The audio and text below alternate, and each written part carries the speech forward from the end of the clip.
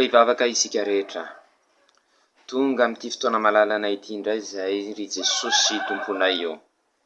Andre fampianarana avy aminao. Dia mangataka aminao hatrany izay mba taio azo izany fampianarana lehibe izany, mba ho feno voninahitra naranao any fiainanay. Amin'ny anaranao mavonjy nanaovanay izany vavaka izany. Amen. Isikola malala ho amin'ny rehetra ny fahasoavana sy ny fiadanana avy amin'Andriamanitra antsika sy Jesosy Kristy Tompo. Amen.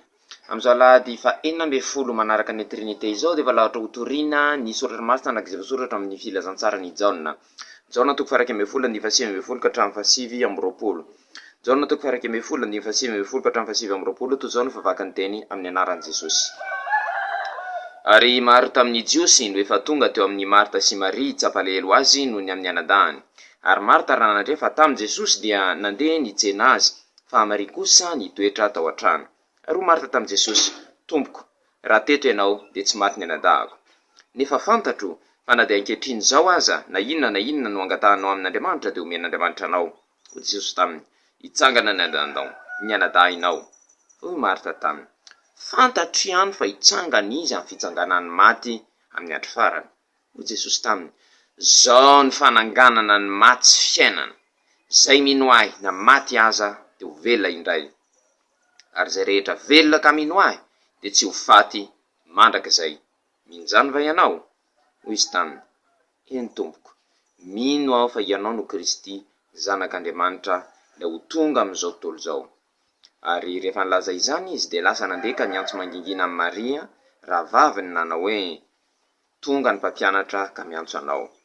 Ary raha nandray izany Maria dia nitsangana faingana izy ka nakeo aminy. Amen.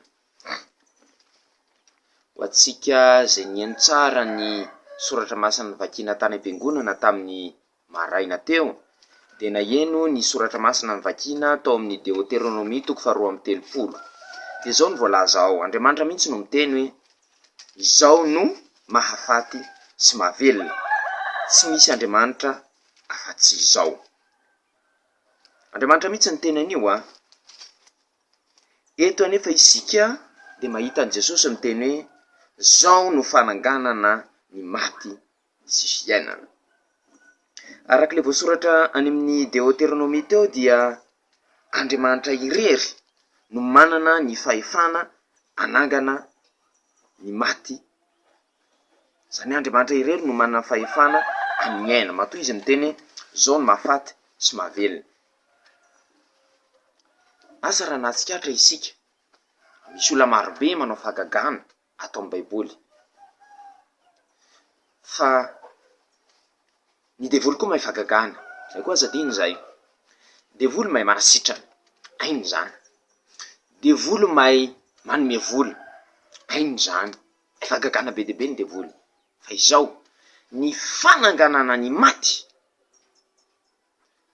dia tsy hainy devoly. Jereo fahagagana rehetrarehetra izay zavatra nataon'ny olon-dratsy rehetra fa tsy misy olon-dratsy navita nanangana maty zany. Misy olona mavita manangana maty ato amin'ny Baiboly. Elisa, Eli, Pauli, fa jereo tsara. Mivavaka amin'Andriamanitra izy, mangataka era amin'Andriamanitra izy, zay vao mavita an'izany. Andriamanitra irery no mahay manangana ny maty. Jesosy nefa eto dia milaza fa fananganana maty sy fiainana izy, zany hoe mavita manangana maty izy. Ary raha jerentsika ny tohin'ny tantara, rehefa mivavaka izy tsy mangataka hery amin'Andriamanitra mba amin'Andriamanitra rainy hoe mba ome hery aho afaka manangana maty, fa tonga dia ny heriny avy hatrany no miasa. Inona ny dikan'izay? Jesosy dia Andriamanitra. Manimba ny sofiny sasany maheno an'izany, be dia be ny olona tsy manaiky an'izany dia olona mpivavaka zao aza. Fa izay ny marina. Tsy izany no miteny an'izany, fa ny tenin'Andriamanitra. Ny soratra masina no milaza izany. Jesosy dia Andriamanitra satria nahoana? Andriamanitra irery no manana fahefana anangana ny maty. Andriamanitra irery no manana fahefana amin'ny aina. Jesosy nefa dia hitantsika tsara fa manana fahefana amin'ny aina, tsy mangataka hery amin'izaniza izy rehefa manangana maty fa heriny samy irery no ampiasaina. Noho izany dia Andriamanitra Jesosy. Ho antsika izay manana namana, na ho antsika izay manana olona samy laza hoe Jesosy dia tsy Andriamanitra omeo azy io teny io. Andriamanitra irery no afaka manangana ny maty, Andriamanitra irery no manana fahefana amin'ny aina, kanefa Jesosy dia manana fahefana amin'ny aina. Jesosy dia fananganana ny maty, noho izany Jesosy dia Andriamanitra. Mety misy ilaza ny sasany hoe ka iza zany le resahan Jesosy zany rehefa izy mivavaka reny, iza zany zanaka efa angamotsy hoe zanak'Andriamanitra izy. De zao ny resahan Jesosy rehefa mivavaka izy dia Andriamanitra ray. De mety ho izy tsika Andriamanitra firy ary izy zany e. De zao ao amin'le Deutéronomie teo ihany de milaza hoe tsy misy Andriamanitra afa-tsy zao, zany ray ihany ny Andriamanitra. Fa zao ny filazantsika, Andriamanitra ray sy Andriamanitra zanaka dia persona roa samihafa. Tsy Andriamanitra roa fa persona roa samihafa. Mety hafahafa amin'saintsika le izy kanefa zay ny marina, satria nahoana zao hitantsika mihitsy hoe io Jesosy de Andriamanitra ary Andriamanitra ray koa de Andriamanitra. Kanefa tsy misy miteny Andriamanitra roa fa Andriamanitra ray ihany dia eketsika ampinoana zay voalaza amin'ny Baiboly. Eny fa na de tsara ka ny saintsika aza, zay ny voasoratra amin'ny Baiboly de eketsika ampinoana izany. Misy miteny Baibolinareo milaza zavatra fahatany, Baibolinareo diso. Avela ho izy tsy anaka amin'ny Baiboly any. Fa ny tsika de zao, zay ny voalaza amin'ny Baiboly de etsika ampinoana hoe, eketsika ampinoana hoe Andriamanitra iray ihany fa persona anankiroa. Ny tena marina moa de persona anankitelo, de ny ray, ny zanaka ary ny fanahy masina. Ary io tsisy ambony sy ambany mety misy metritra ka ny ray iny zany amin'ny maharay anazy de ny zanaka ambany. Satria misy fotoana koa Jesosy de hita mihitsy hoe manaiky ny fahefan'ny ray izy amin'ny maha-olombelona azy izy. Satria tonga teto an-tany izy dia naka endrik'olombelona, de manao ny fanaontsika olombelona rehetra izy ka manaiky ny fahefana ny Andriamanitra amin'ny maha-olombelona azy ireny, satria Andriamanitra nanetry tena izy. Kanefa dia mitoetra trany ny Andriamanitra azy. De amin'izay man'Andriamanitra anazy zay, iray izy amin'ny iray. Amin'ny maha iray azy amin'izay, teny mihitsy koa tena zay, zao sandray de ray ihany de mitovy ny fahefany, mitovy ny zavatra vitany, ary mitovy ny sitrapony. Na de miteny izy hoe aoka tsy ny sitrapoko ny ataoko fa ny anao de mitovy ihany ny sitrapony, satria manetry tena amin'ny maha-olombelona izy hoe manaiky ny sitrapon'ny rainy. Hoe tsy atateraka ny sitrapoko fa ny sitrapony zay naniraka fa jereo ny filazantsara rehetrarehetra ny tantaran' Jesosy fa tsy mbola nisy fotoana izy nanohitra ny rainy, fa mitovy foana ny sitrapony zay sitrapony rainy. Jesosy amin'ny hoe zanak'Andriamanitra azy de tsy araka le zanaka eritreretintsika hoe bevoka Andriamanitra ray de nihetsi-jaza de niteraka, tsy araka le maha-olombelona zay. Fa ny dikany hoe zanak'Andriamanitra de hoe mivoaka avy amin'ny ray. Ny teny de Andriamanitra, ny teny tao amin'Andriamanitra avy ao amin'ny ray Jesosy. Io ny tenin'ny Andriamanitra dia Andriamanitra ihany zany. Tahaka zao tia ny tanako, raha ty zany zao mamelaka olona de za tsy afaka hiteny hoe antso zany namelaka anao fa ny tanako. Za ihany ty tanako ty. Noho izany Jesosy de Andriamanitra, tena mitovy fahefana amin'Andriamanitra ray izy. Ny ray sy ny zanaka ary ny fanahy masina dia Andriamanitra iray ihany, na de persona telo, zay le trinité. Ka afaka miresaka amin'ny kahalalahana tsara tsika amin'ny Jesosy, tena azo ivavahana Jesosy. Diso ireo milaza hoe Jesosy de olombelona ihany ka tsy azo ivavahana. Jesosy reseko lady malala de tena Andriamanitra. Ny fahasoavan'i Jesosy Kristy Tompo, ny fitiavan'Andriamanitra ray, ny firaisana amin'ny fanahy masina ho amintsika rehetra ny hatramin'izao mandrakizay. Amen. Mivavaka isika. Misaotra anao zay re Jesosy io, fa tena Andriamanitra manjaka amin'ny fiainanao ianao, Andriamanitra manetry tena miara-miaina aminay olombelona, satria mahatsapa ny zavatra iananay. De manjaka mandrakariva re Jesosy ao amin'ny fiainanay, ary ao ka nome voninahitra anao mandrakariva izay. Voninahitra naranao ny zavavaka izany. Amen.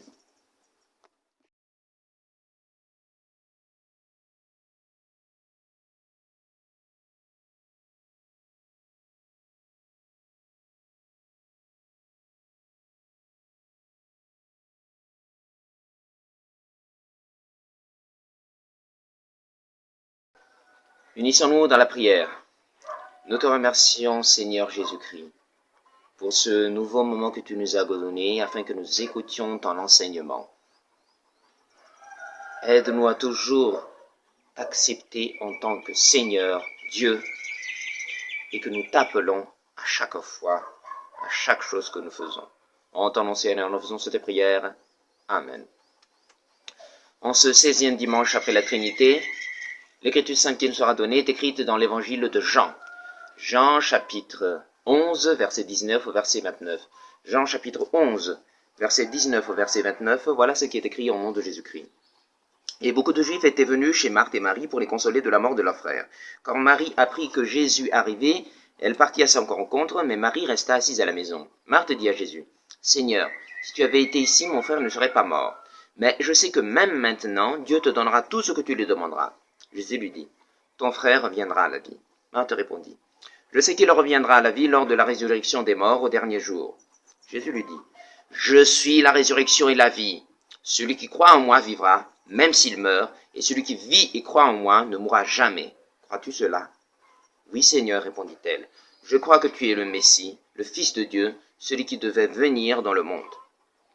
Après avoir ainsi parlé, Marthe s'en alla et alla appeler sa sœur Marie et lui dit en secret, « Le Maître est là, il te demande de venir. » Dès que Marie entendit ces paroles, elle se leva et se hâta d'aller vers Jésus. Amen. Si vous avez bien écouté l'Écriture sainte, la première lecture à l'Église ce matin, vous aurez entendu dans Deutéronome 32, Dieu qui dit, « Reconnaissez-le maintenant, moi seul suis capable de sauver, il n'existe pas d'autre Dieu que moi. C'est moi qui fais mourir et qui fait vivre. » Beaucoup de gens font des miracles, que ce soit les prophètes de Dieu ou le démon même. Oui, le démon, n'oubliez pas que le démon sait faire de miracles. Hein. Il peut guérir des gens, il peut donner de l'argent, il peut donner de la gloire, une haute place, par exemple. Mais il ne peut pas ressusciter les morts. Il ne peut pas le faire. Il y a des prophètes de Dieu qui peuvent ressusciter les morts. Élie, Élisée, Paul. Mais regardez bien, avant qu'il ne le fasse, il prie toujours, il demande toujours à Dieu la force de le faire. Parce que ressusciter le mort n'est que l'autorité de Dieu. Ce n'est qu'un pouvoir attribué à Dieu. Seul Dieu peut ressusciter les morts. Et pourtant, qu'est-ce qu'on vient de voir là? Jésus dit qu'il est la résurrection il est la résurrection et tous ceux qui croient en lui vivront. Qu'est-ce que ça veut dire? Jésus est Dieu. Je répète, Jésus est Dieu. Beaucoup ne supportent pas d'entendre ça. Ils disent que non, Jésus est un humain, Jésus est fils de Dieu, Jésus n'est pas Dieu. Jésus est Dieu. C'est bien clair. Hein? Seul Dieu a l'autorité, a le pouvoir de ressusciter les morts. Et vous voyez bien, Jésus lui-même le dit, qu'il est la résurrection des morts. Donc, il est bel et bien Dieu. Alors, certains vont dire, mais à qui alors il parle lorsqu'il prie? Il y a combien de dieux? Jésus parle à Dieu le Père. Alors vous allez dire, mais il y a combien de dieux? Il y en a deux ou quoi? Il y en a un seul. Vous avez bien entendu tout à l'heure, il a dit, il n'y a pas d'autre Dieu que moi. Donc, il n'y a qu'un seul Dieu. Mais, en ce Dieu-là, il y a trois personnes. Le Père, le Fils et le Saint-Esprit. Pas trois dieux, hein. Un seul Dieu, mais trois personnes. Vous allez dire, mais c'est quoi ce charabia? Pourquoi pas dire... Ce n'est pas moi qui le dis, c'est l'Écriture sainte. L'Écriture sainte contient la parole de Dieu qui n'est pas forcément selon notre logique. On doit l'accepter dans la foi. On doit croire ce qui est écrit dans la Bible, même si ce n'est pas selon notre logique. Un seul Dieu, mais trois personnes. Pourquoi? Parce que comme on vient de le voir, Jésus est bel et bien Dieu. Le Saint-Esprit aussi est Dieu. Mais c'est de Jésus qu'on parle ici tout d'abord. Jésus est Dieu. Or, il n'y a qu'un seul Dieu, donc le Père, le Fils et le Saint-Esprit, mais qu'un seul Dieu. Alors vous allez dire, mais Jésus, comme il est écrit, est Fils de Dieu, mais il n'est pas Dieu. Il y en a qui disent, bon, Dieu, Fils de Dieu, c'est toujours Dieu, mais moi je ne vais pas utiliser cette explication. Mais Fils de Dieu signifie qui vient de Dieu, qui sort de Dieu. On parle de Dieu, hein, pas de personne. Donc il ne faut pas imaginer, comme nous les humains, que Dieu le Père était enceinte, il était à la maternité, il avait un gros ventre et ensuite il a accouché. Rien à voir du tout. On parle de Dieu. Le fait que Jésus soit le Fils de Dieu, cela signifie qu'il sort de Dieu, au fait il est un avec Dieu. C'est lui-même qui l'a dit, moi et le Père, nous sommes un. Il ne s'agit pas de moments que Dieu le Père était avant Dieu le Fils. Mais il s'agit tout simplement d'une unité. D'ailleurs, il le dit, c'est écrit dans Jean, la parole de Dieu est Dieu. La parole était vient de Dieu. Donc ça signifie une unité, comme ma main là par exemple. C'est ma main, c'est moi-même. Si par exemple je donnais une gifle à quelqu'un, je ne pourrais pas me justifier en disant « Ah non, c'était ma main qui t'a giflé, c'était pas moi ». C'est toujours moi, c'est moi. Donc, la parole de Dieu, c'est Dieu. Jésus, c'est la parole de Dieu. Donc, Jésus est Dieu. Nous pouvons bien communiquer à Jésus comme on communique à Dieu le Père. On peut prier Jésus. Il y en a qui disent non, on ne doit pas prier à Jésus parce que Jésus est un humain et Jésus n'est pas Dieu. Si. Jésus est Dieu. On peut prier Dieu. Il n'y a qu'un seul sauveur, c'est Dieu. Or, Jésus est un sauveur, donc Jésus est Dieu. Il n'y a qu'un seul Dieu et Dieu seul a l'autorité et le pouvoir de ressusciter le mort. Or, Jésus est capable de ressusciter le mort. Il a le pouvoir sur la vie et la mort. Donc, Jésus, Dieu. Que la grâce du Seigneur Jésus-Christ, l'amour de Dieu notre Père et la communion avec le Saint-Esprit soient avec vous. Amen. Prions. Merci Seigneur Jésus pour cette nouvelle parole que tu nous as donnée. Apprenons à toujours t'appeler à tous les moments et que nous mettons toute notre confiance en toi. Entends-nous Seigneur, nous faisons cette prière. Amen.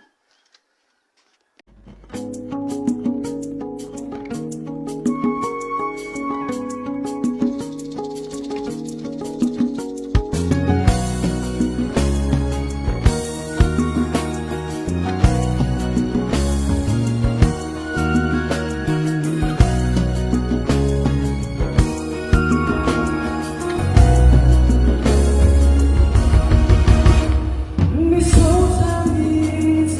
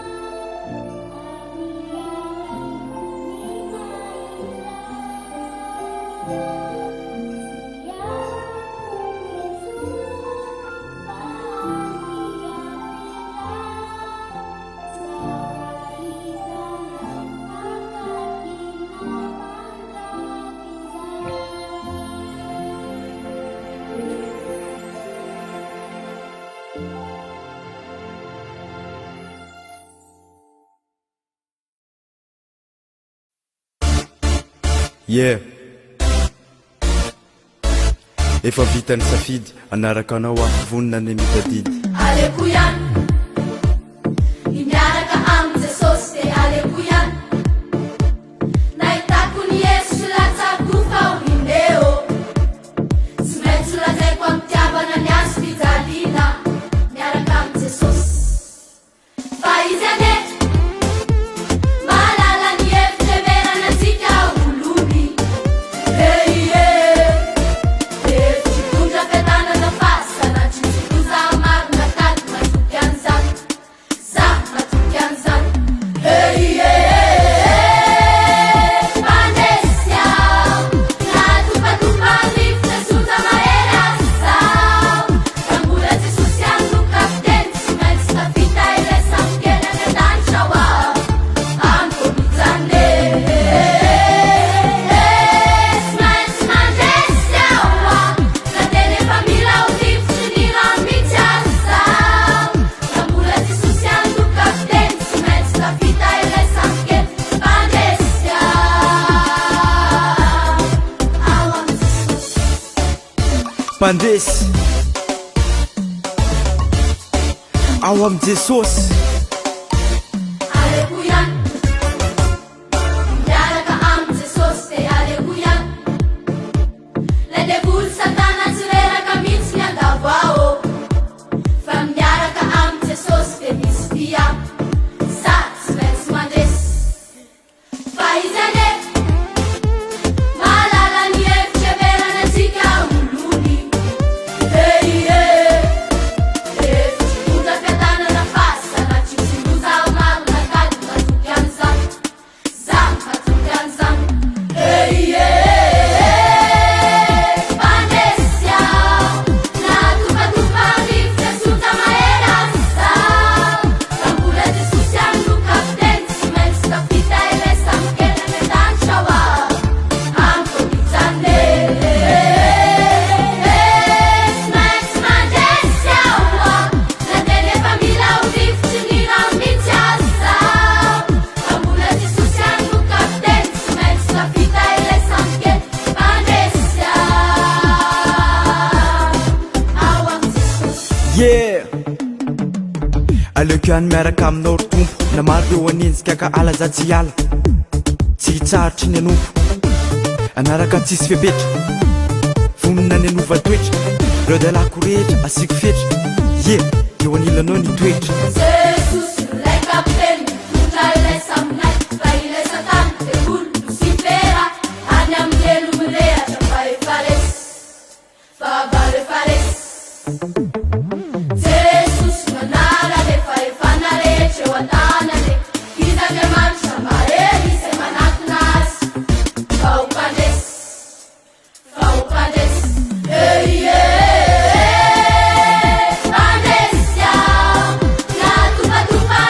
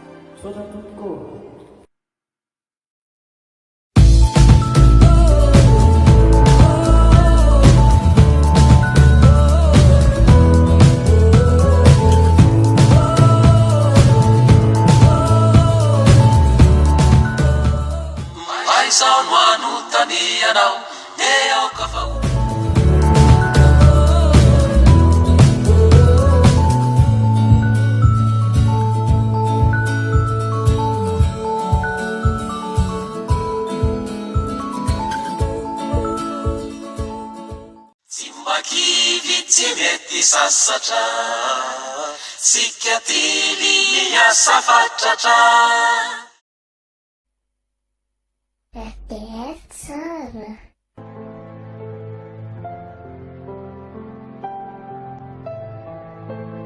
kana dia kely indrindra aza no niandohanao dia ho lehibe indrindra no hiafaranao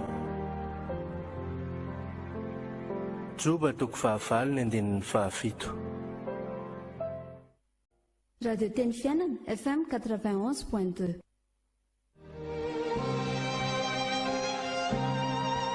hita ianao anie Jehova ka hiaro anao ampamirapiratra ny tavany aminao anie Jehova ka hamindra fo aminao anandratra ny tavany aminao anie Jehova ka hanome anao fiadanana amen Numeri toko fahaenina andininy fahaefatra amby roapolo hatramin'ny fahaenina amby roapolo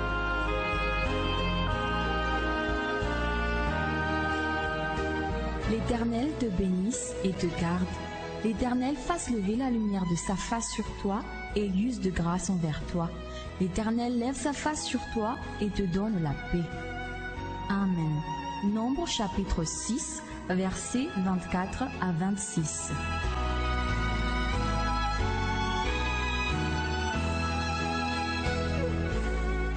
May the Lord bless you and take care of you. May the Lord be kind and gracious to you. May the Lord look on you with favor and give you peace. Amen. Number chapter 6, verse 24 to 26.